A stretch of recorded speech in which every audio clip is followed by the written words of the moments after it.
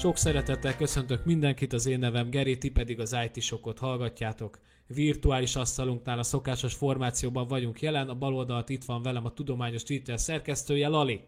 Sziasztok! Jobb oldalon pedig a podcast alapítója és műsorvezetője, üzlettársam és személyes jóbarátom, Csomesz. Szevasztok! Szevasztok! Szóval szerencsétlenebbek a szokásos formában hallgatnak minket, szerencsések pedig live-ban. Úgyhogy nekik majd az adás végén lesz lehetőség különböző kérdéseket felvenni, de mivel ez egy felvett adás, ezért kicsit olyan lesz, mint ezek a Fábri Show meg ilyesmi, hogy ott vagy, élőben nézheted, de nem fogunk reagálni. Szóval, hogy azok számára is élvezhető maradjon a show. Vagy hogy csak kivéve, hogyha valami tényleg egy olyan felvetés van. Na, de mit hoztál nekünk ma, Csomesz? Mit hoztam? Semmit nem hoztam. Semmit nem hoztál? Üres kézzel jössz ide az IT Shockba, vagy mi a retek? Pufit hoztam. Egy kis pufit? Ja. Most láttam Zencasteren nevet, hogy Kóveri.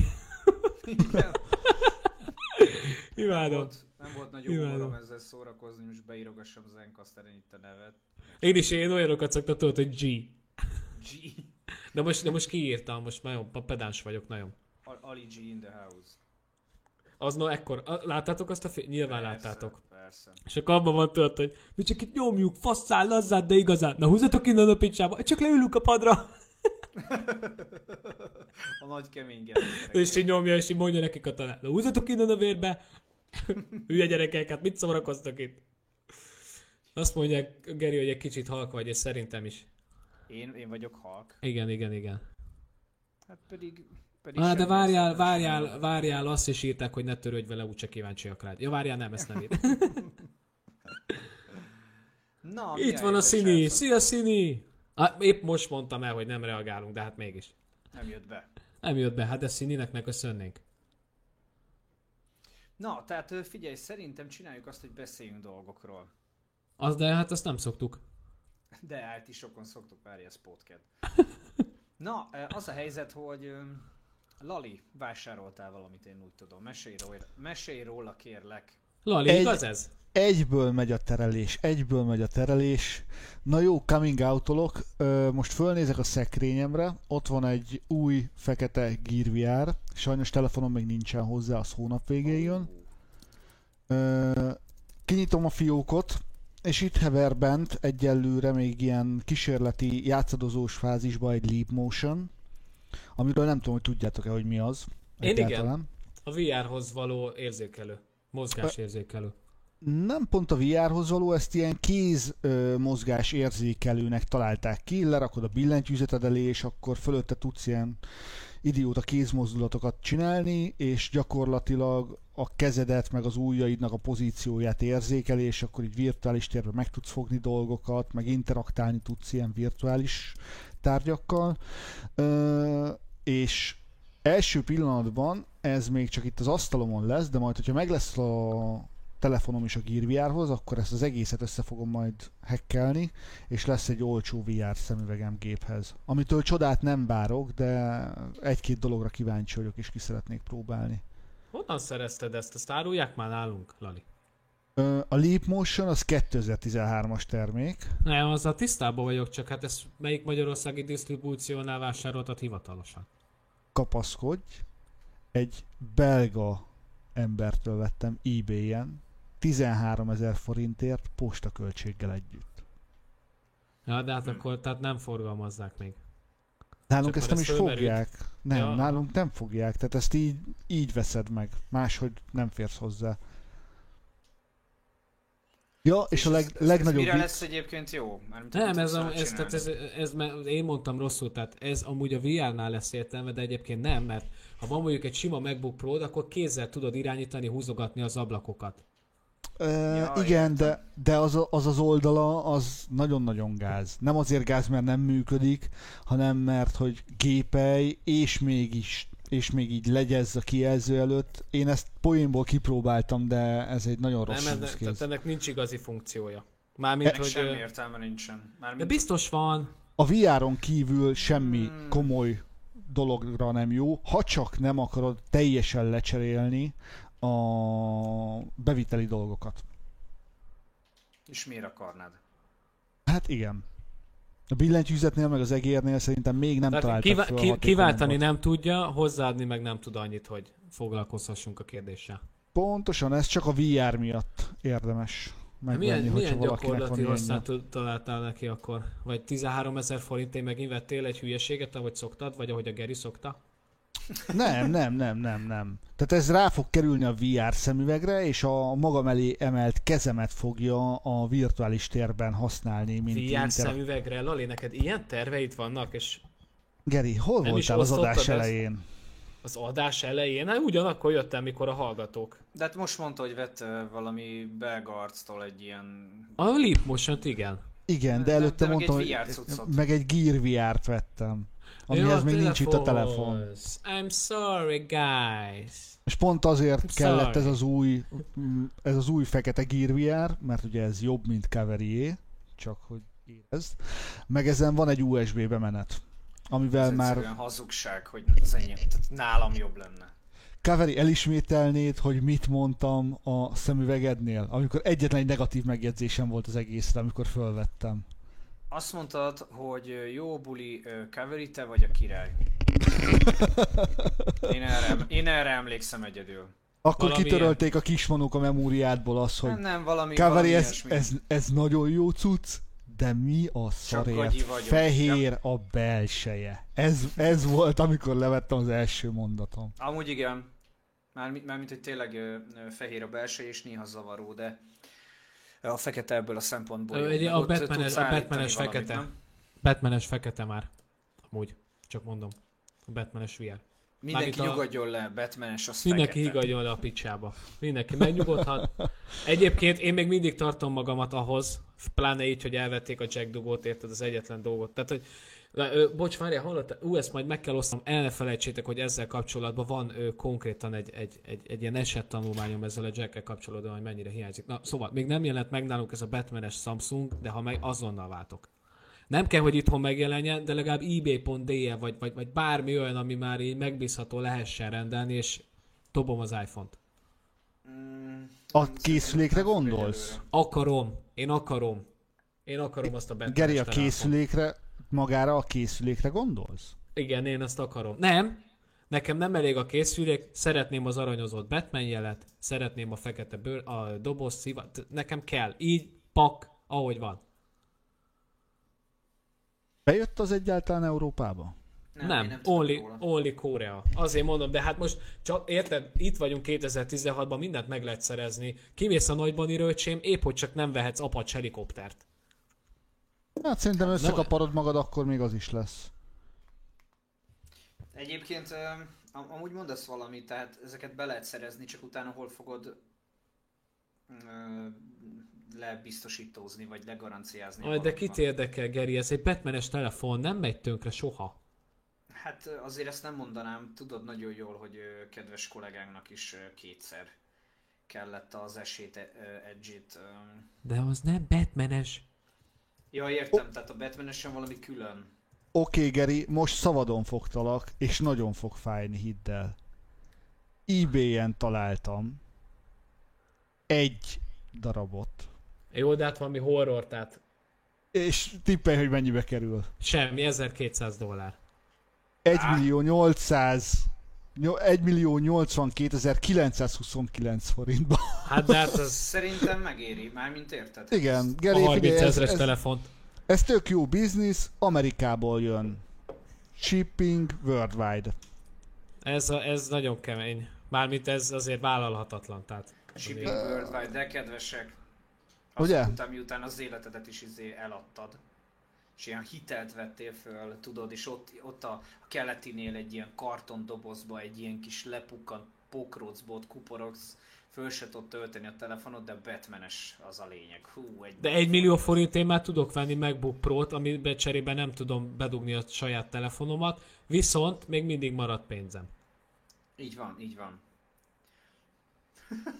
Ne, megint elkezded a MacBook Pro-dat, komolyan. Nem, várjál, van, várjál, előveszem, de nem azt, hanem az iPhone-t. Kiposztolt valaki egy képet Twitterre, szóval ez a tipikus, hogy 2016-ban mit gondol az Apple az ökoszisztémáról.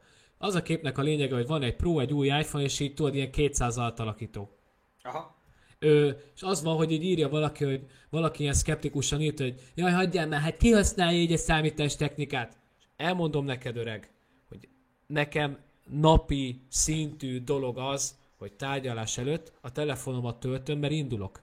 Töltöm a gépem, mert indulok, töltöm a telefonon, mert indulok, de jack dugóval tudod mit csinálok? Mert mindenki mondja, hát akkor dugd be a gépet, ezt ott hallgassd a zenét. Nem öcsém, mert én nem zenét hallgatok a headsettel, hanem tudod mit csinálok? Telefonálok. Folyamatosan. Geri, te olyan Leteszem- múlt századi vagy, ne haragudj. Abszolút. Leteszem és hívom a kövét, hogy elnézést kérek. Tehát, hogy tényleg, ráadásul live is. Tehát Lali még vágni se tudja a bulgári stíluson. Mindegy, 9 óra elmúlt, tehát 18 éves mindenki elmúlt valószínűleg különben. Miért nem az iskolára készültek? Na mindegy. Osztatok, igen. Igen. És tehát az van, hogy ez nem jut eszébe, hogy mondja, hát dugd át a jacket, nem a telefonba kell, mert akkor a gépre hallgat zenét. Igen, de nem zenét hallgatok, telefonálok. És akkor most megint lehet jönni, igen. Én is tudom, hogy a Macről is tudok telefonálni. Elmondom, mi van ezzel a funkcióval. Nem működik. Tehát, hogy persze értem, de hosszú távon ezt nem lehet, hogy egymás után indítod a hívásokat, azért szakad, nem tehát, hogy működik, tehát, hogy föl tudod venni a pizzafutárt, hogy ne kelljen rohangálni, de azért üzleti telefonokat nem bonyolítanék le vele. De ennyire rossz egyébként? Nem rossz, működik, de én üzletre nem használnám. Aha. Tehát nem Egy dolgot szatolni. félrehallok, tudod, nem, nincs meg a komfort. Aha. Pedig ha valami miatt elgondolkodok egyébként új telefonvásárlás esetén az iPhone-on, akkor pont ez az egyik funkció. Nagyon, Ami most köztem nem van. akarom, tehát akkor mondok egy olyat, hogy 97%-os. Tehát a 3 meg én vagyok. Tehát, hogy nem a program Aha. rossz, de például de egy banki SMS azonnal bejön meg. Tehát, hogy csak valahogy én nem érzem azt, hogy érted? Én így szeretek telefonálni. De figyelj, akkor az azt jelenti, hogy mondjuk akkor az iPad Pro-n is bejön? Persze. És ott is tudok rá válaszolni, meg minden? Persze. Hű. Tehát az iPad Pro konkrétan föl tudod venni a telefont. Konkrétan hívást tudsz indítani. Az van, hogy a te ökoszisztémádból egy dolog hiányzik, az pont a telefon. Tehát te például az iMessage, amit küldök neked a gépedre, az megjelenik az iPad-eden. De hogyha becsatlakozik a te kis mini ökoszisztémádba a telefon is, akkor már nem csak a kék, vagyis az iMessage jön be, hanem bejön a zöld, az rendes SMS is. Viszont már leszpoilerezted, hogy én viszont mit vásároltam. Na mit? Bocs, de amúgy ilyen teljesen... De nem, mert amúgy te mondtad, hogy bejön az iPad-en, tehát hogy... Ja, igen, de aztán gyorsan rácsaptam a számra. De hát igen, iPad lett igazából az előző hétnek a termése.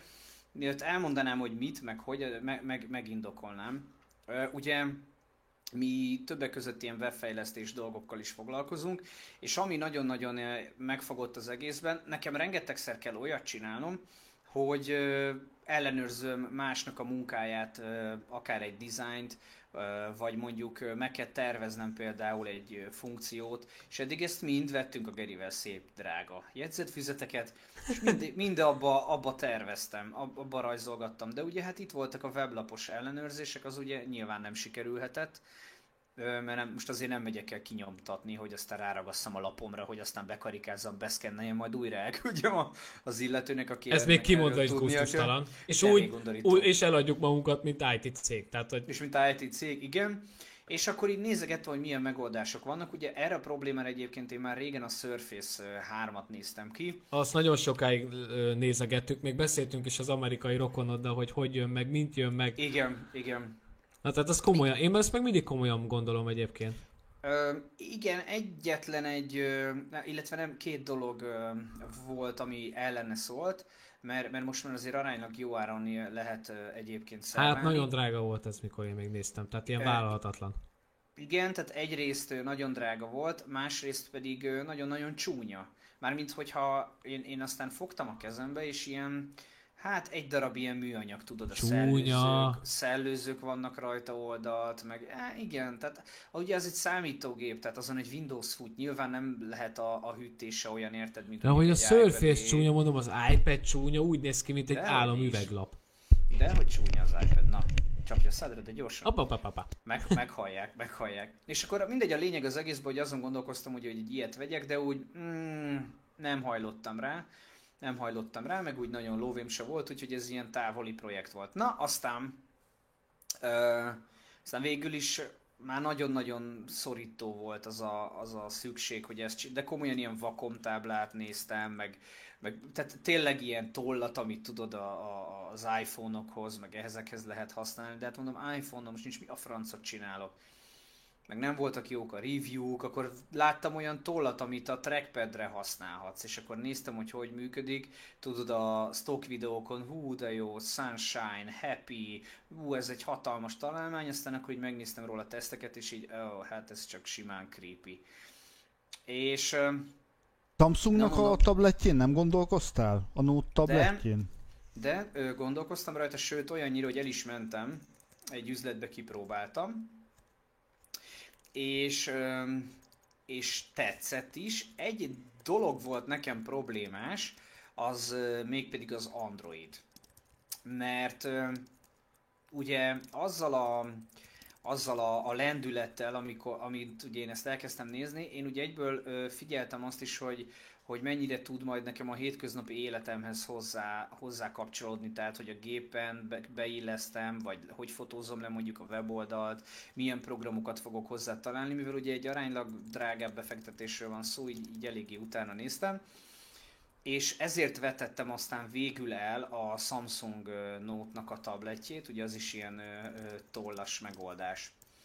És hát maradt az iPad Pro, alapvetően ugye olyan túl sok választási lehetőségem nem volt, de hát az meg nem egy túl olcsó dolog, úgyhogy hát egy ilyen érdekes sztori volt ez valójában. Aztán elkezdtem nézni, hogy milyen lehetőségeim vannak. A legolcsóbb kivitel ugye ez a 32 gigás, én úgy gondoltam, hogy ez nekem bőven elég, sima wifi-s, tehát nem celluláros, mondom, jó, hát nem kell igazából nekem 3G. És ezek is ilyen 173 volt, azt hiszem a legolcsóbb, ami új volt. Mennyi volt? És 173, ami ilyen szürke import, áfa nélkül, de Apple garis, tudod. Tehát, Tehát szürke, nem fehér, nem fekete. Értjük. igen, értjük. Úgyhogy igazából ez volt ugye az egésznek az előzménye. Aránylag elég alaposan utána jártam, hogy milyen programokat lehet majd használni rám, meg egyáltalán nekem még soha nem volt iPad-em. Nem is éreztem egyébként nagyon a szükségét. És aztán olyan mázlim volt, hogy elkezdtem közben hirdetni én a DSLR fényképezőgépemet, pontosabban a Wikiét, és mellette a Samsung tabletet, ami itthon van. Amit még a Asus gépemre cseréltem a Gyurival. Most ez Gerinek fog kb. Valamit mondani. Na mindegy, egy szó mint száz. Azt nem elég, az barátom. Nem elég. Nem. Egy szó mint száz.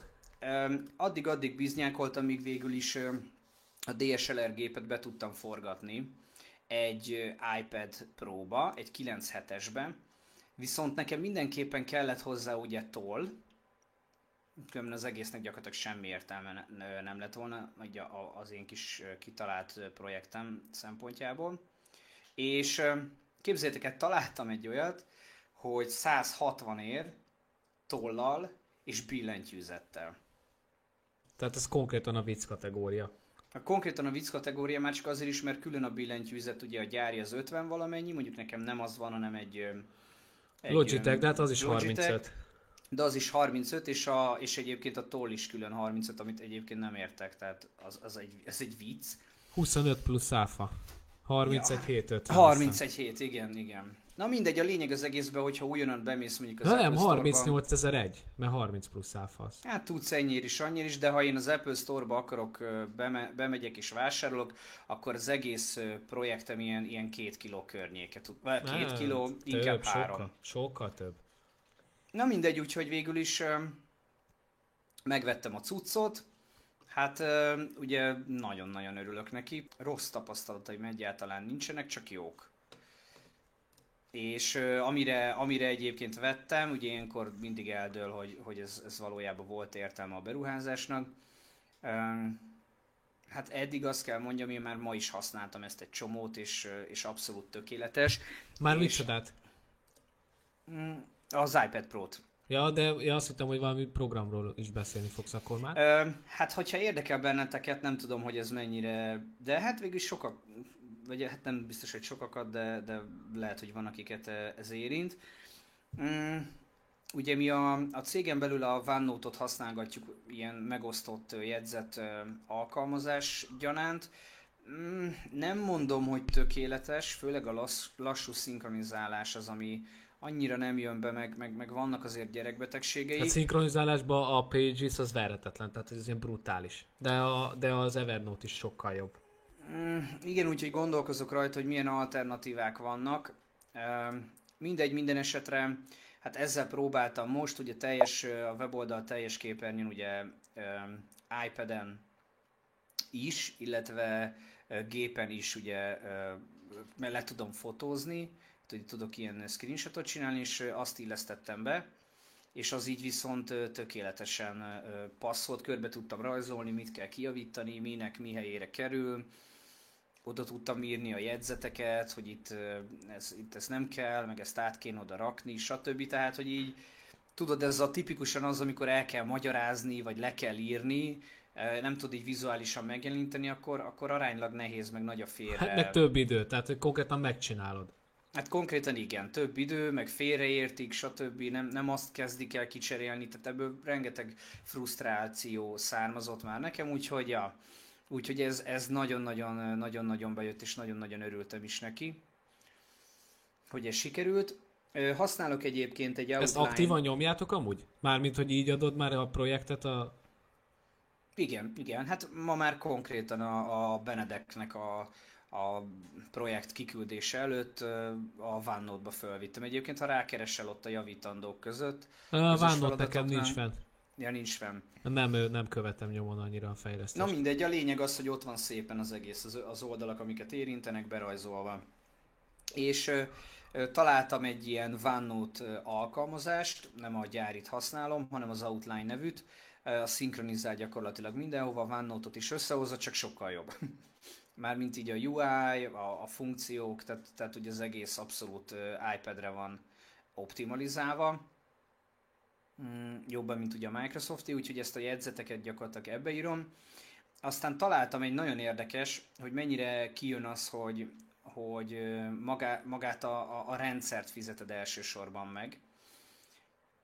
Hogy milyen minőségű programok vannak. Konkrétan van egy olyan, ami egy ilyen frontend tervező tool, és ilyen rendesen, mint a Photoshopban layereket pakolgatsz. Én nem akarom ezt hallani, Geri. És vektorgrafikusan meg tudod rajzolni a dizájnt. Egyszerűen fölháborító, hogy ezt nekem találták ki ezt a terméket, és neked van, és nekem nincs. Mindenképpen ajánlom egyébként, mert... Hát jó, de te érted, de én nem keresek ilyen jó, mint te. Egyrészt pontosan ugyanannyit keresel, mint én, úgyhogy ne. Másrészt nekem 3 gyerekkel több van, mint neked, szóval csak spúr vagy, mint az ágyugójó. Ez nem igaz. Nem, amúgy én még abban voltam, hogy ez nem fér be 200 alá. Tehát tudod, én nem nagyon követtem, és amikor ez még megjelent, és én nézegettem, akkor így tudod, így rakosgattuk a kosárba, és tökre nem ennyire jött ki. Tehát, hogy nem, 3 kilóra is. Teljesen másba voltam én, hogy milyen anyagi erőforrást igényel ez. Most nyilván akkor még egy nagyon pici, most már nem fontos annyira. De most már akkor megvárom a decembert, és akkor nem tudom, valami jó ajánlatra. Valami ráfűzzel. Hát figyelj, azért még mondom, amit tehát volt ez a Protosketch nevű alkalmazás, ami közben itt írom be egyébként nem mindegy, majd utána beírom ide a Lalinak, hogy a show notes-ba be tudjuk rakni. Ez a Protosketch, ez ilyen vektoros, különböző logókat, weboldal dizájnokat, Facebook, tehát minden, Twitter, képeket, tehát így gyakorlatilag tényleg minden, amit csak tudsz, azt meg tudod vele szerkeszteni, mert egyébként egy logót el is kezdtem így gyakorlásképpen csinálgatni, és baromira jó ugye a tollal. Aztán ami másik alkalmazást használok, az a Paper névre hallgat, hát nem a legjobb, de egy ilyen 53-as jel van, vagy egy 53-as szám van az ikonján, az pedig konkrétan egy ilyen sketchelő tool, de az a durva az egészben, hogy amikor rajzolsz mondjuk egy kört, egy háromszöget, vagy egy négyzetet, vagy valamilyen alakzatot, és egy bizonyos módon csinálod, akkor azt érzékeli, mint egy objektumot, és akkor azt tudod másolni, forgatni. Tehát a Mátéval beültünk kajálni, és egy funkciót elkezdtünk tervezni, kiraktuk középre, és elkezdtük berajzolgatni, átrakni, odahúzni, tudod, és akkor rendesen ilyen szabályos nyilat tudsz, tehát hogy, de mégis ilyen kézi rajzzal, és konkrétan hát zseniális, tehát az egész alkalmazást, vagy az alkalmazásnak azt a részét megterveztük, és baromira hasznos volt. És utána csak fogtam, megosztottam vele, és egyből átdobtam neki egyébként. Tehát Jó, hát ez nagyon durva. Ja. Úgyhogy... Ez olyan szinten fogja csökkenteni a fejlesztési időt, hogy ez a belefektetett anyagi ráfordítás kb. Ilyen egy projekten megtérül, vagy nem tudom, hogy mondjam. Olyan szintű jó alkalmazások vannak hozzá, hogy ezt nem hiszed el. Például van egy olyan, hogy rádugod kábelen a Mac-re, már a Mac-re ugye tudod, és a Apple-től kiugrott fejlesztő, kicsit utána olvastam, csinálták ezt az appot, csak kábellel működik, mert ők azt mondják, hogy még a wireless technológia nincsen ott, hogy ez működjön. Ez elég érdekes egyébként, hogy ők ezt mondják, Tim Cook, meg a többiek, meg más, de mindegy. Tében nekik van szoftverük, az Apple-nek meg nincs fülhallgatója. Hát nem tudom, kinek van igaza. Én sem. Na mindegy, és azt csinálja, hogy rákötöd a gépet így ezzel a programmal kábelen, és kapsz egy kiterjesztett kijelzőt. Tehát, mintha egy külső monitorra kötnéd rá, egy az egybe. Hát ez jó végül is nem akkora deal, hát most miért akarnék egy ilyen kijelzőre rárakni, vagy hát most ez miért poén? Ja persze, azért poén, mert mondjuk fogtam, ráhúztam a Photoshopot, és ugye akkor ott már érintő kijelző van, meg érzékeli a tollat, és a Photoshopba rajzolgattam tollal. Nagyon durva. Úgy, hogy OS X-et láttál, tudod. Na jó, hát ez meg tényleg már a non plus ultra lassan. Durva, és ezek az alkalmazások, amiket most így elköltöttem, az Outline volt azt hiszem 10 euró. Bevásároltál azért, egész életemben egy programot vettem. Vagy kettőt. Nem, hát én Androidra is megveszem a programokat, hogyha én is azt mondtam, csak... Ja. A PlayStation-re mindent megveszek. Egyébként. Mármint, hát egyrészt nincs más. Nem, amúgy én csak arra leszoktam csapni, van ez a App of the Month, tudod? Ja, aha. És akkor tehát nekem olyan alkalmazások megvannak, amik amúgy 50 eurók, csak mindig figyelem, tudod. Igen, és az a budget alkalmazás is, arra is lecsaptál nagyon durván. Igen, hát az nagyon durva. Tehát az konkrétan most fölmész, és 49,9. Én meg iPhone-ra és Mac-re vettem meg 2 euróért akcióba. Tehát, és ugyanúgy használom, és 50 euró és 20 iPhone-ra. És a mai napig fölmész, írd be, és látni fogod. 49,99, iPhone-ra 24,9 azt hiszem.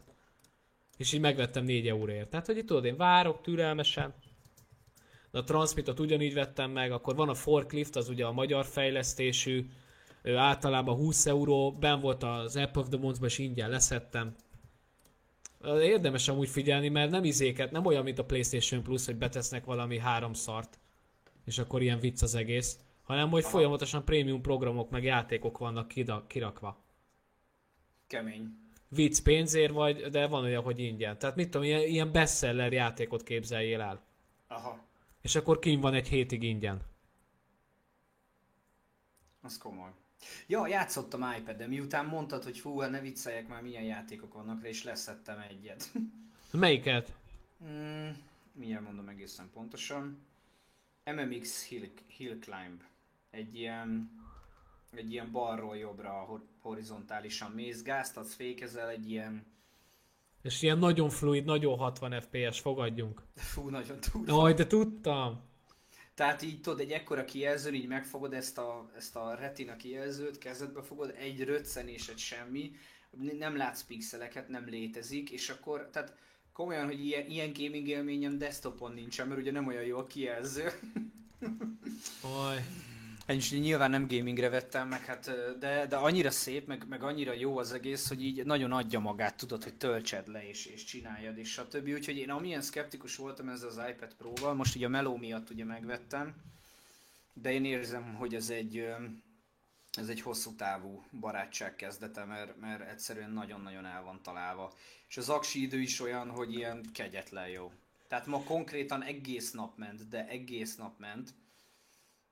Talán 1-2 órát is, vagy még 1-2 órát nem ment, nem volt töltőn. Reggel vettem le, és 53%-on van, és egész nap, tehát nagyon durván. Ez nagyon-nagyon jól hangzik egyébként. Hát...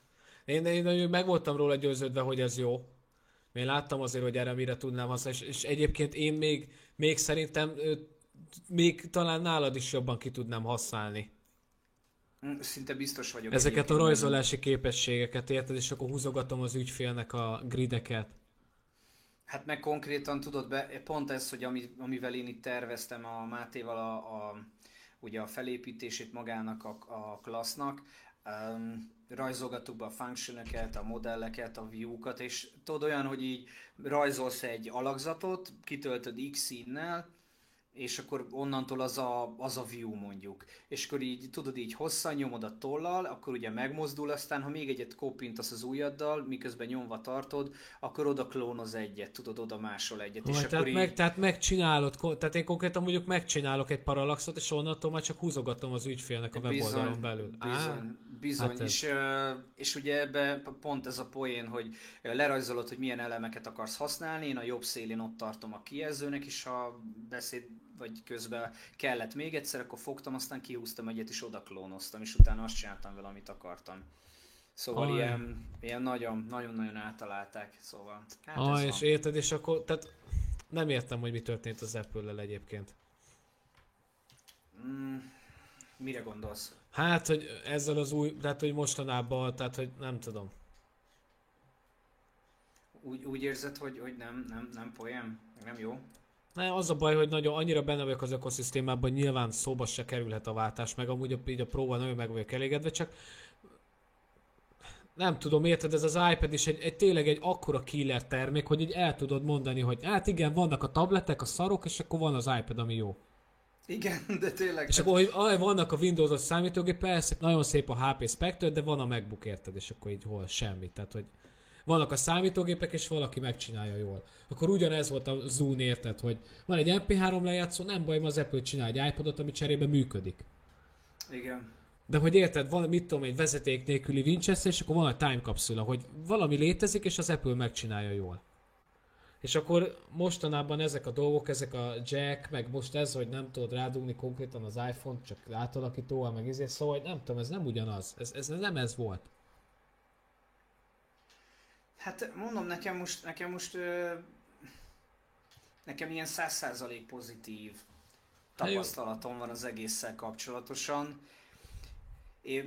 De ugye nekem most így könnyű ezt csinálni, mert hogy eddig ugye nekem ilyenjém nem voltak. Most ebben a pillanatban a legprémiumabb setup-mal rendelkezel egyébként az iPhone-t kivéve.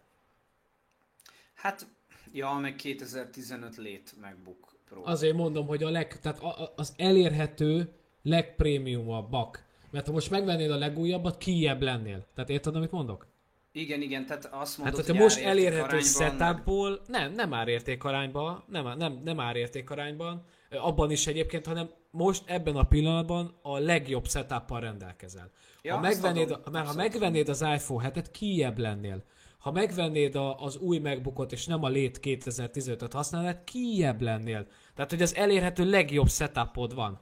Ja, esélyt edge egyébként az, ami igazából vicc. Az van egyébként, hogy pont ugyanúgy fogsz járni azzal is, mint a számítógépeddel, meg a tableteddel, hogy majd a kezdetben fogsz egy iPhone-t, elkezded használni, és basszus, hogy ilyen van. Tehát, hogy... Igen. Az ökoszisztéma valószínűleg előbb-utóbb átránt. Nem tudsz mit tenni. Nekem is előbb volt Pro, mint iPhone-om. Úgy egy Sony Z-t használtam, tök boldogan, vízálló volt, tök elégedett voltam. Igen. Csak aztán utána jött a MacBook, és igen, és nem fogod azt mondani, hogy...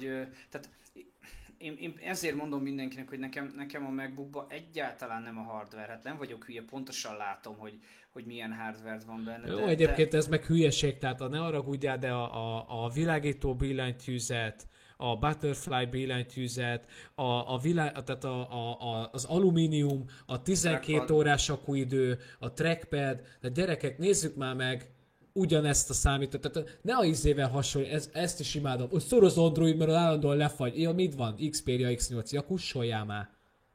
Tehát, hogy maradjál már. És akkor összehasonlítod az iPhone-nal. Az iPhone-nak nincs gyenge telefonja, flagshipja van csak.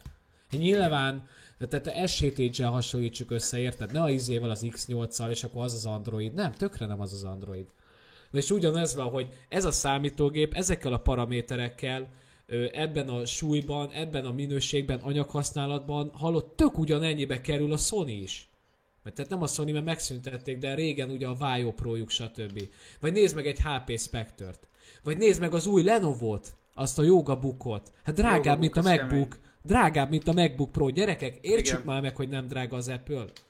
Értsük már meg, hogy a 12 órás akkuidő drága, az RGB meg az YMCK-t 100%-ban lefegő grafikus monitor egy laptopba.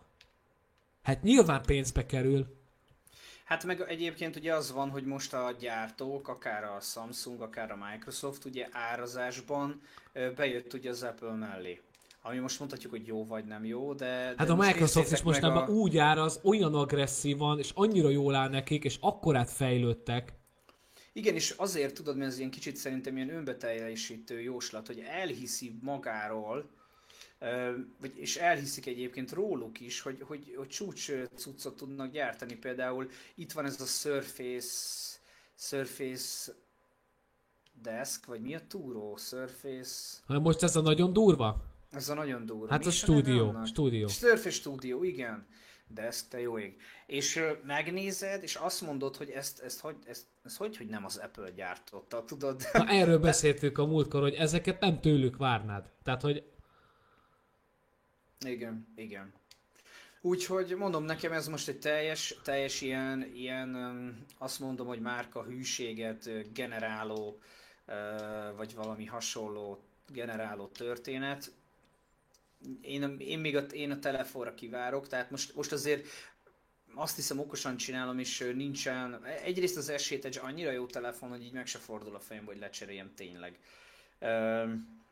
És egyszerűen ugye nyilván nem fogom lecserélni, de ha jövőre egyrészt ugye ennek a készüléknek lejár a díja, és kijön mondjuk az iPhone-ból egy olyan, ami főleg egyébként engem ezzel a keret nélküliséggel lehet majd valószínűleg behúzni. Ha egy ilyen lesz, akkor viszont lehet, hogy váltok. Tehát akkor már nem olyan probléma, mint amikor beszélgettünk még egy-két hónapja, tudod, hogy hát ja, persze jók az iPhone-ok, de hát így nem, meg hova, meg akkor mindent kéne vinnem, meg. És aztán rájöttem, hogy ez az iCloud, meg nem annyira rossz ez. Tehát most például itt van, hogy betelt az iCloud-on, végülis tök jó egyébként az iPad-en is, hogy minden ugyanazok a doksik megvannak automatikusan. És egyébként föltetted már a Sierra van most? Aha, Sierra, persze. Föltetted? Hát. Jó, nagyon kell figyelni, mert van egy új funkció az iCloud Drive-ban, csak mondom. Ja, tudom, hát hogy igen. Konkrétan menti a desktopot, mármint az íróasztalt, és tudod, én úgy vagyok, hogy én az íróasztalon élek. Tehát, hogy tudod, én úgy rendezem be a gépet, és akkor nekem... Konkrétan nekem a torrentek oda mentek, tudod. Na ezért mondom, tehát, hogy az íróasztal nekem is úgy van, hogy én oda rakom. Tehát nem használom a dokumentumok mappát, hanem az íróasztalon belül mappázok.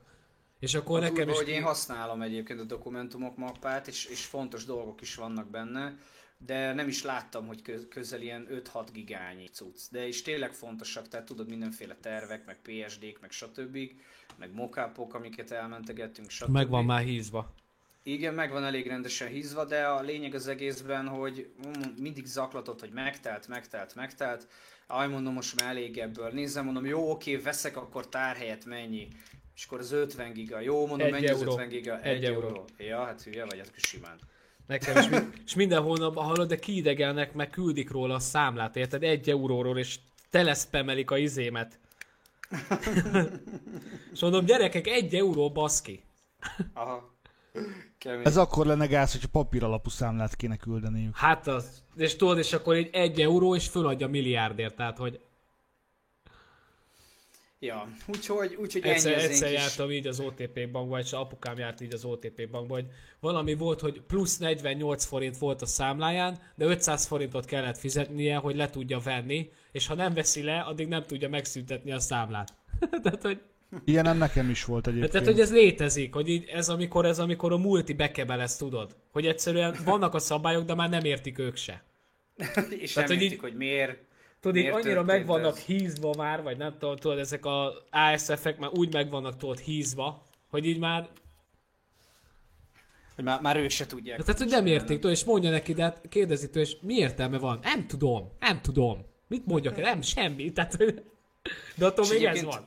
Tehát, hogy... Egyébként visszatérve, ugye így ritkán használom az okosórát, és eddig úgy voltam, hogy hát lehet, hogy ez mégse egy túl jó koncepció. Ugye a Lalival is mondtuk, hogy hát jó lesz ez akkor majd, hogyha egy hétig bírja. És azon gondolkodom, hogy lehet, hogy egyébként jó ez a koncepció, csak nem az LG-től kellene venni.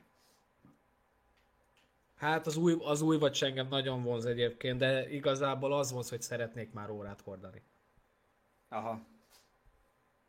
Tehát, hogy mondok egy példát, tehát most mit tudom én, választhatnék, hogy Hamilton, és akkor az, amit kinéztem magamnak, az a modell, vagy Apple vagy 2, akkor is a Hamiltont választanám. Aha. Pont de azt ez akartam egy óra. mondani, hogy van-e olyan use case most jelen pillanatban az okos óráknak, amik miatt érdemes gondolkodás Az úszást én nélkül nagyon trekkelném. választani. Az úszást azt nagyon trekkelném, ami ilyen killer nálam. Nekem nincs egyébként. Én azon gondolkoztam, hogy íróasztalnál ülök, tudod mikor jó? Én ékszernek hordanám. Tehát, hogy... Hát annak meg nem annyira szép. Hát... Én autóvezetés közben. De autóvezetés közben meg próbáljál meg inkább autót vezetni. De hát pont ez a lényeg, hogyha mit tudom én, jön egy hívás, akkor ott van a Tokiába, tudod, a telefon. Vagy most csak mondok valamit, én vezetés közben podcasteket szoktam hallgatni. És hát ez a lényeg, hogy hallgatom éppen az én kis kedvenc podcastemet, és mondjuk le akarom állítani, vagy előre akarom skippelni, akkor nem nyúlkodok a telefonomhoz, aminek le van zárva a kijelzője, és tudod, eleve középkonzolra figyelek, hanem csak ott van a kezem a kormányon, kicsit odébb fordítom, megrázom, és nyomok rajta egy gombot. Tehát erre tök jó. Na de ez az életemnek egy nagyon marginális része, és hát most csak ezért én még egyszer nem vennék okosórát. Na, úgyhogy ennyi az én kis történetem. Meg akartam veletek osztani mindenféleképpen, mert... Azért vagyunk itt, Gerikém, azért vagyunk itt. Ez az a platform, ahol ennek helye van. Úgyhogy nagyon örülök, én nagyon tudom ajánlani, aki esetleg gondolkodik rajta, ne tegye. Felesleges. Ne gondolkozzál semmin, mert jutalékot kapok, ja várjál nem. De akár kaphatnék is. Úgyhogy aki tud esetleg jó iPad-re optimalizált programot, és most itt akár nem is, sőt főleg nem játékokra gondolok, hanem másra. Produktivitás növelő alkalmazás. Produktivitás növelő alkalmazás. Bármi, ami tényleg így adja, az szóljon, és akkor én szívesen a kommentekbe várnám ezeket, aztán én is kipróbálgatnám. Kipróbálgatnám, jól van. Oké, köszi szépen. Már Most este vagyunk van. Már. Jó, este van, előbb kezdhettük volna. Tényleg, fiúk, Igen. ti tudtok bármilyen konkurenciát az iPadnek? Hát, Az a baj, hogy szerintem nincs sem a Surface, meg már nem az. Igen, az már nem az. Nincsenek egy ligába. Hát erős kérdés. Talán És ezek a igen, a jogapadok, Surface az nem? már Vagy, egy- vagy nem tudom, ezek a... Nem tudom, nekem Nem azért tudom, nem ebből a nem Samsung érzitek, hogy egy tabletből kicsit... nem rossz volt. Mármint nem nem érzi- egy aránylag prémium volt, és nagyon szép volt a kijelzője, de nem volt jó. Mármint nem működött rendesen. Néha laggolt, meg... Tehát Igen, nem volt mert, ez az Apple mert az is érzés. már elég drága, elég régi. Én úgy emlékszem, hogy valamikor 2014 év végén, 2015 év elején jött ki az utolsó Samsung tablet, ami Tényleg? ilyen high-end volt. Ezek a kicsik, ezek a 8 vagy 9 incsesek, ezek frissebbek, de a 10 colos. Aha. Tehát az Nem utolsó nótos Samsung tablet, tehát a tollas, az több mint egy éves. Szerintem undorítóan csúnyák a Samsung tabletek el. Tehát az összes. Hát egy ilyen, ez az S3 időszak, vagy az S4 időszak, tudod, Igen. ez a szappantartó. Undorítóak, és hozzányúlok, műanyag, ez a koszos, kopogós, zsíros műanyag, rosszul vagyok tőle. Nekünk Csomesztel ugye lett volna egy projektünk így tervben, ahova én rajzolgattam volna ilyen mini animációkat, és akkor én megnéztem a most kapható legutolsó Samsung 10 szolos ceruzás tabletet, és annyira jó az a toll hozzá, hogy elmondani nem lehet. Tehát, hogyha az elindult volna, az első 2 adást megcsináltam, vagy 3 adást telefonon, de utána szaladtam volna a boltba megvenni egy olyat már csak ezért az egy funkcióért. Már melyik funkcióért? A toll. A rajzolgatás. Ja, a toll, hát igen. Tehát azt képzeld el, hogy van egy Wacom táblád, ami egy androidos tabletben csücsül. És ezzel mindent elmondtam, tehát nyomásérzékeny, nem mindegy, hogy milyen dölésszöggel használod, és ezeknek most nem csak az iPadnek, meg az iPadhez kapható ceruzák nem érnek közelébe, hanem semmi más. Most a legutolsó, melyik volt az iPad, amelyiknek az oldalára lehetett a ceruzát rakni, azt hiszem az a valami Surface hasonló. volt. A Surface volt. Na ez az iPadnél nekem azért furcsa Igen. volt. Hogy az a Hogy nem ceruza tudtam nincs úgy harapni? kitalálva. Ha, hogy úgy kerestem, nézem, szóval hogy én éreztem azért némi áthalást. Hát fura, igen, hogy így nincsen megoldva, de azt gondoltam egyébként most így elsőre, hogy ez nagy probléma lesz. Egyből elkezdtem nézni ilyen tokokat, meg mit tudom én, és akkor így igazából Megoldódik. hova rakjam. Hát beraktam a táskába, ahova az iPad-et is, most érted? Kit érdekel? Tehát, hát, jó, csak ne karcolja a kijelzőt, a hátlapot se, szóval hát... Nem karcol ez semmit, külön van egy tok, vagy külön van egy táskámnak egy részén, az csár. Nem lesz annak semmi baj. Aha. Én is iPad-re voksoltam végül. Most közben nézem egyébként a kommenteket, amit megígértünk, hogy nem, de nem tudom nem nézni. És az az érdekes egyébként, hogy nagyon sokan Android felhasználók, és mégis ugyanúgy iPad tulajdonosok. Igen, az a baj, hogy az iPad az annyira megkerülhetetlen, mert ott azt kell mondani, hogy az Apple annyira, de annyira kiemelkedőt alkotott, De amit rohadtul valahogy... lefele megy amúgy ez a szegmens. Jó, Tehát itt tökre lefele megy. de figyelj, egymás mellé rakod a top tableteket különböző platformról, és annyira no-brainer, hogy melyiket választod, hogy én, aki nem szeretem annyira az Apple termékeket, mert ugye nincsen szükségem arra most jelen pillanatban, hogy olyan szinten low-level hozzáférésem legyen az oprendszerhez, mint ahogy az Apple-nél ez megoldható, hiszen az egy, legyünk őszinték, egy szaros Linux, ami benne van. Aha. Csak egy nagyon-nagyon szép dizájnt kapott. Mi meg az nagyon- OS X? Igen, meg nagyon-nagyon jó Akkora tévhitet, kezelhetőség. Zoli, ezt pont Mi? tőled nem várnám. Az egy Linux. Nem az, értsük már Akkor meg. mi? Akkor mi? A- Na, Geri, mondd. Na, már is, ez kérlek szépen, pont annyi köze van, ez pont ugyanúgy lehet leírni, legalábbis az én ismereteim alapján, aztán majd kijavítasz, ha jobban értesz hozzá, mint én, ami biztos, hogy mindenki azt mondja, hogy az ember a majomtól származik. Ez egy fasság. Úgy van, kérlek szépen, hogy az magyar, a majomnak és az embernek közös az őse. Az OS X-nek nincs köze a Linuxhoz, annyi van, hogy kérlek szépen van a Unix, a Linuxnak az elődje, és abból vált ki a Unixból a Linux, és a másik irányba pedig az OS X. Az ősük közös, de köszönő viszonyban sincsenek.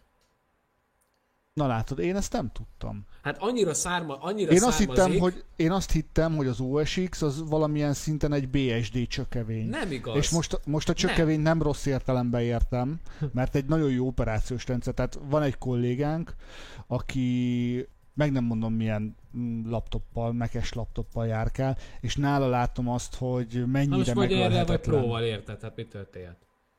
Igen, de annyira látom, hogy mennyire megölhetetlen maga az operációs rendszer, és ugye mi Windowsokkal dolgozunk bent az irodában, és ott azért vannak restartok, azért valljuk be. Hát de nem restartok, de tudod, ez a fél éves Windows újra telepítés, ez az élmény neked megvan? Nincs. Cégnél nincs. Nagyon-nagyon De- durva, de 2012-ben vettem még az első MacBook Pro-mat, és azóta azt az SSD-t cserélgettem, amíg a 2000, most az új gépemet meg nem vettem, nem tudom, egy éve, mert ebben már NAND van, tudod, hogy rá van forrasztva az alaplap. aha. Na de, De magát- ennyit a Windows nem bír, ez tény. De magát a rendszert is állandóan csak frissítettem, de konkrétan amióta Apple-t használok, ugyanazt az operációs rendszert használtam 4 évig. Az mondjuk nagyon durva. Hát az nevetségesen sok. És konkrétan most is úgy volt, hogy tehát mondom, hogy mi az Apple-nél a belassulás, most 0,1 másodperc alatt indul el a Photoshop, akkor meg éreztem, hogy 0,3 az már lassú. És emiatt döntöttem úgy, hogy jó, most már kell egy clean install, mert tényleg már ez az Other mappa már 90 gigát foglal, érted? Ez már fogalmam nincs, hogy mi van. Inkább a GTD miatt tettem újra a gépet, mint sem a rendszer stabilitás miatt. Igen, és egyébként brutális, hogy én azt hittem, hogy ezek ilyen majomkodások, meg ilyen túlzások, de nem.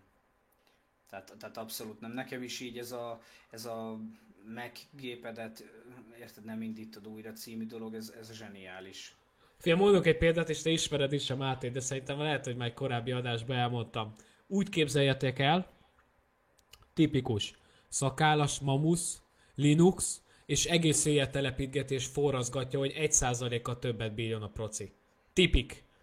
Igen. Mondom neki, elkezdett... És csak a leghülyébb, senki által nem ismert Igen. hipster Linuxokat tolja, de csak azért, mert azokat jó nehéz karban tartani, meg föltelepíteni, ugye nincsen semmiféle dokumentáció. És így éjjeleket, tehát hogy... Na mindegy, szóval így képzeljétek el az arcot, társítsátok, na pont úgy néz ki.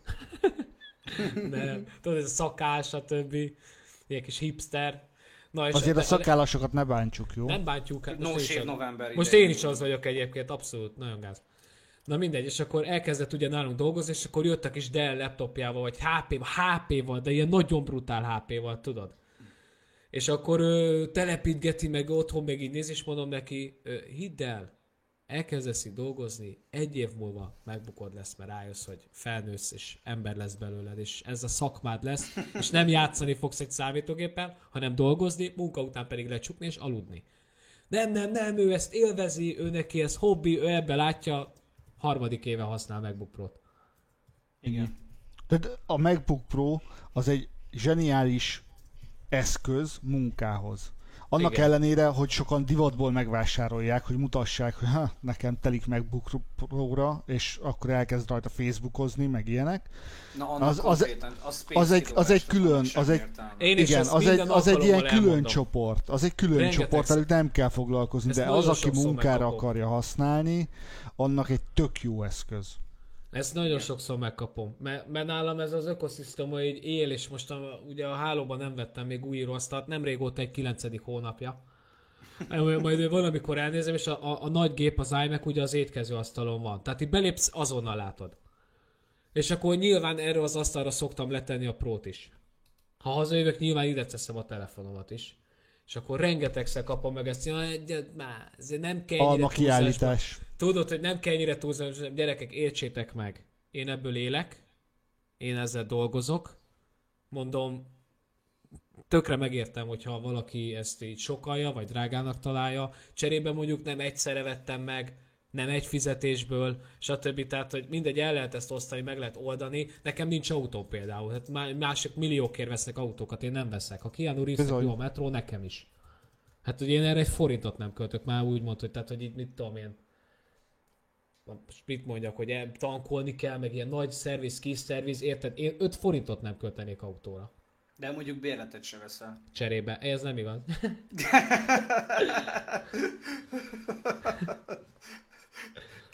Bocs, és kissé beégettelek, de hát ez van. Nem, mert azonnal letagadtam. Tehát A spórolás egy új szintje. nem, hát a gyűjtőjegyet megveszem, és az januártól egy júliusig megvan. Igen, tehát konkrétan Keanu Reeves hátán utazik, mert neki nem lehet szólni. Csak akkor megy, ha Keanu Reeves is.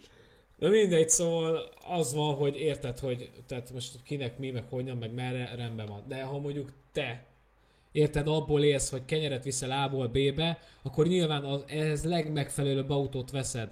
Nagy csomagterűt, alacsony fogyasztásút. Nyilvánvalóan én meg abból élek, hogy ilyen kiajánlókat írok, meg mit tudom én miket. Kell, hogy gyors legyen, precíz legyen, könnyű legyen, szép legyen. És most én ki fogom mondani, de ez akkor is egy státuszszimbólum. Tökre nem mindegy, hogy mivel megyek. Most bele lehet ebbe kötni, de kimész egy, mit tudom én mivel, érted? Nem, a Nem. represent faktornak meg kell lennie bizonyos munkakörökben, ez tény és való. Mert nem azt mondom, hogy nem vesznek komolyan, de amikor így megnézik, ez IT is. Figyelj, nekem már volt, sincsen. nekem konkrétan volt ilyen az előző munkahelyemen, ahol senki nem használt Mac-et, csak én. És bejött az ügyfél, és azt mondta, hogy kezdtem megijedni, de örülök, hogy végre megtaláltam egy Mac-et. Ez megtörtént. Most gyerekek, lehet rajta izélni, nem izélni, de én is például egyszer bejött a SEO szakember, és úgy, hogy jó, értem, én ebből élek, tudom, hogy sokba kerül, meg stb. De bejött, és egy olyan géppel értett, hogy 93-ban ciki volt, és onnantól kezdve szakmailag nem tudtam komolyan venni. Hát, hogy aki ezzel foglalkozik, hogy kereső optimalizálással foglalkozik, és olyan igénytelen, hogy 12 éves laptopja valami csak kábelről működik, ne haragudjatok. És akkor keresgélni kellett ott, hogy hova üljön. Mert hogy legyen hely, mert hogy nincs aksi a gépen, mert már kábelnek. 3 éve rossz. Gyerek, ne haragudjatok, most sértő, ha nem sértő, és amúgy bebizonyította a munkájával, hogy rohadt jó szakember. Igen. Tehát, hogy iszonyatosan meg vagyunk vele elégedve, meg az ügyfeleink is, de cserébe ettől függetlenül nekem örökké unszimpatikus marad. Jó, és akkor Geri átment, fullba toltak retén. Tehát nem, tényleg nem értem. Tehát, hogy nem értem. Valakit érted, aki ebből él, ez egy igény is már egy idő után. Tehát, hogy Normális munkaeszközöd legyen, Persze, nem törött kalapáccsal mész oda igen, kalapálni. Igen, de hát nem azt Igen. mondja, tudod, mindenki mondja, hogy mit tudom én, de hát nem számít, mert csak a hogy hívják, a hatékonysága, stb. Gyerekek, én kimondom, 15 órát ülök a gép előtt. Ezt meg nekem az szép legyen, jó? Szép legyen, öcsém, az Office, szép legyen az a gép, mert rosszul vagyok így is az egésztől. Akkor legalább azt próbáljuk már meg olyan környezetbe eltölteni, kerüljön az bármibe, hogy legalább nem akarok minden nap kiugrani az ablakon, úgy, hogy előtte becsukom és fölgyújtom magam. Illetve egyébként számomra mindig kérdés volt az, hogyha valaki Hogy ne lenne már hosszos, fontos? rendetlen Igen.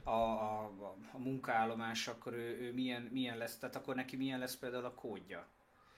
És szerintem azért ez baromi fontos dolog, érted? Mert én egyszerűen én nem tudom elképzelni, hogy az, aki amúgy érted, jó munkát végez úgy, hogy nem megy a gépen, meg kifagyogat, meg leállogat. Most pont az egyik kollégámnak ültem oda a gépéhez, hogy mutassak valamit, és így leülök, nyomok 2 gombot, és akkor így homokóra, tudod. Mert nem homokóra van, csak így, tudod, így megfehéredett ilyen Windowsos gép. Megfehéredett az egész, és akkor így ülök. Mondom, jó, oké, akkor mondom, ezt így sokszor csinálja. Hát sajnos elég sokszor, és mondom, nem idegesít? De nagyon. Jó, mondom, akkor mondom, szedd le ezt a rohadt NetBeans-t először is erről a gépről. Másodszor mondom, rakjál fel egy Sublime textet. De értsd meg, hogy nincs erőforrásod. Nincsen, tehát nem egy asztali desktop előtt ülsz, hogy egy ilyen, egy ilyen Java program tömböt futtatgassál itt 5 darab PHP fájlnak, tök felesleges. Helyre raktam ugye a gépét, de hát nekem pont ez nem hiányzott az egész napomból, meg többek között ugye a munkámból. És akkor leültünk, jó, mondom, akkor szóljál, ha készen vagy, és akkor visszajövök, jó, és akkor megmutatom, hogy kell megcsinálni. És akkor így sikerült. Tehát ezeket így egyszerűen el kell kerülni, mert ha az ember tényleg aktív a munkájában, akkor most nem mondom, hogy érted, MacBook nélkül nem lehet létezni, vagy ilyesmi. Windowsnál egy nagyon-nagyon jó alapszabály van erre. De érdemese. Jó, lehet, igen. csak nincs értelme. Bocsicsom, ezt is félbeszakítottalak, de mondja nyugodtan. Csak be akarom szúrni, hogy ezt egyébként nagyon-nagyon jól el lehet Windowsnál is kerülni, akkor, hogyha van külön egy géped a munkára. Amire nem raksz föl plugineket, nem raksz föl harmadik böngészőt, Devla tudja, hogy kell csinálni. nem raksz föl minden hülyeséget, hanem fogod, csak a munkáidhoz használt eszközöket rakod föl, tehát úgy kezeled, mint egy munkaeszközt. Úgy is vigyázol rá, úgy tekintesz rá, hogy ebből van a béred és a fizetésed. Jó, ez én vagyok. Tehát, hogy nekem konkrétan semmi nincs azon a gépen, ami nem munkával kapcsolatos. Nem. A Windowsos gépek. A Windowsos gép, aha. A Windowsos gép mindig elszabadul. Na ez az, hogy a Windowsra minden hülyeséget föl lehet rakni.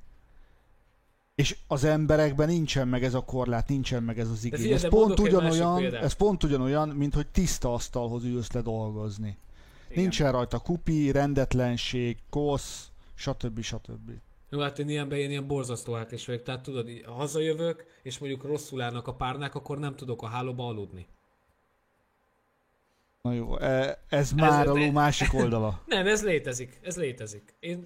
Mert tudom, hogy reggel ki fog ide jönni, érted, a nappaliba, akkor úgy legyen, érted. Ne kezdődjön már szarul a napom, hogy érted, hülyén állnak a párnák. Hülye. Igen, ez fontos. Nem, majd le fogom fényképezni, gyerekek, hogy milyen mikor megvan, és milyen mikor nincs. Fogjátok látni. És sírunk majd, és zokog. Hát nem sírtok, de biztos lesz. De minimum zokogtok. De minimum. Na figyelj, mondok egy példát, és ez nagyon jól fogja reprezentálni az irodai kultúrát nálunk. Mondom a Gerinek. Hallod? Vagy hát a Csom ezt mondja nekem. Geri, hallod, valami nem jön az a weboldalon. Mondom, dobjál már egy screenshotot, jelöld már be rajta, vagy mi. Küldi. Command Shift 3, belemegy, szerkeszt, rárajzol, átküld. Ugyanez. Mondom, Benedek, hallod, küldjed már egy screenshotot. Print screen, és akkor péntek, Ctrl-V, és így mondom, tudod mit, hagyd a picsában, nem is érdekel az egész. Tehát, hogy... De tudod, és mondja, hogy tudod, mondod egy új kollégának, dobjál már egy képernyőmet, és így, ja, de hogy kell? És akkor Command Shift 3, és behúzott Slackbe. Ja, Windowsod van? Tudod mit, oda megyek. De ott van a snipping tool Windowson, csak tudni de meg kéne érted, használni. de már snipping tool, meg érted, Lali? Érted, hogy mi a különbség? De a snipping toolnak is van egy ugyanilyen billentyűzet parancsa. Föl kell tenni a programot, Lali, hozzá, hogy működjön? Nem. Alapból fönt van, és alapból van hozzá billentyű parancs. Ja, magyart használtok, bocs. Jó, hát én így ismertem, de annak van külön ilyen hotkey, amivel tudod használni? Én úgy tudom, hogy van, most gyorsan rákeresek felvétel alatt, mert ez ugye ilyenkor a legjobb. Szerintem te hazugkálsz. Szerintem Szerintem Windows gombek, én úgy szoktam mindig. Nem, nincs, tényleg nincsen. Ja, ezek az apróságok. Mondjuk Geri, ez mondom, neked való. Nem lehet élni, de... Micsoda? Itt jött egy kérdés kommentbe, de majd adás után. Mármint, hogy lezárjuk a felvett adást, és akkor majd válaszolhatsz rá, mert a live élvezzen valami prioritást, hogy ide szokjatok, gyerekek. Hol a kérdés? Azt majd utána megbeszéljük. Igen. Jó, oké. Legyen értelme a live-nak. Akik itt vannak, azok kapjanak valami pluszt. Jó, ez egyébként egy tök jó ötlet. Hát mi Lalival már megbeszéltük. Neked nem szólt senki? Nem. Csom ezt múltkor elment nagyon-nagyon gyorsan, és őt nem tudtuk ebbe belevonni. És amúgy gyűlünk egyébként így egyre többen, tehát most ez egy jó kis adás. Igen. Pörögés cserébe viszont vége. Nagyon szépen köszönjük, hogy itt voltatok, az Isten tartsa meg a jó szokásotokat, 2 hét múlva is lesz IT-sok, a szerencsések ugye élőben fogják követni, ti pedig az szokásos alkalmazásokon belül pedig már a vágott adást hallgathatjátok. Úgyhogy nagyon szépen köszönjük még egyszer, sziasztok! Szevasztok! Sziasztok!